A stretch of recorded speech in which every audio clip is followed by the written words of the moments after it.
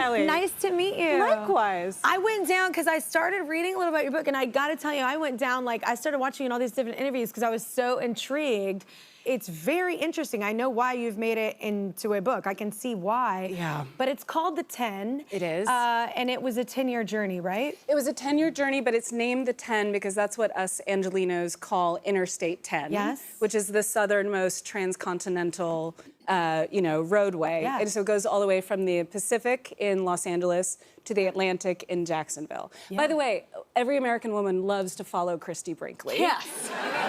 By the way, you don't feel inferior at all sitting out here with her. Also, it's like following Shakira on a red carpet. It's like, well, but your hips also do not lie. they do. Well, they don't. They just kind of do different sizes every now and then. But yes, me both. Yes. Also, but we were sent here from the United Unsigned Memoirs writers to talk to you together. Yeah, I did find it funny. I had so many authors. We're going to meet you in a dark alleyway and press you into writing a book later. I know, and I was like, no, it's hard. And I'm going to ask you about that. So tell everybody about the book, because it's hard.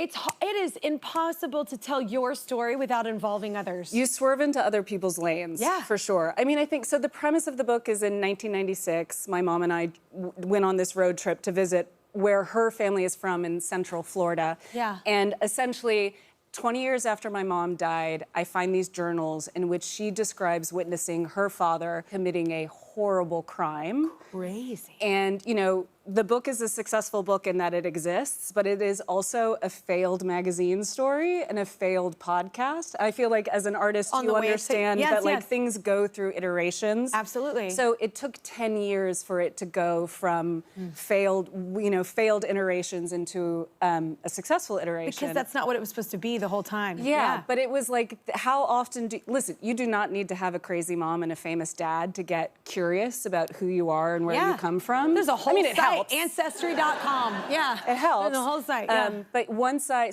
had this idea to do the trip for a magazine story, but it was just a political story. Yeah. And shocker, no editor wanted Forrest Gump's daughter to tell them about politics, which that doesn't track. But once I had found these journals and I was like, oh my goodness, now something about my mother, who was a complicated and troubled person, something started to make sense and to feel resonant. And once I had that, I was like, oh, now I know why I'm hitting the road. It's to figure out what happened to her and how did she pass that on to me.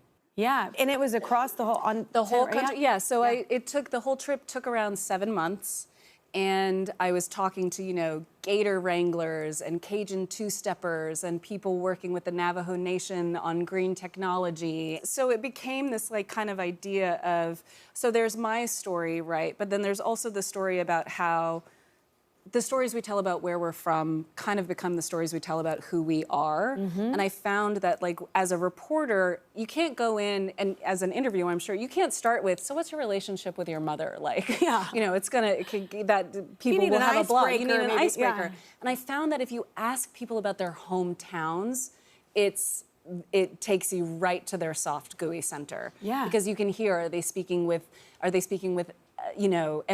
Are they speaking with irony? Are they speaking with nostalgia? Yeah. And you start to get into how people feel about their childhood. So this is a big old story about all my hometowns and how different they were from each other and how I learned to navigate both worlds. It's very cool, man. Thank you. Yeah, congratulations. I know it started out, you said it took such a long process, but what a beautiful thing you ended up with.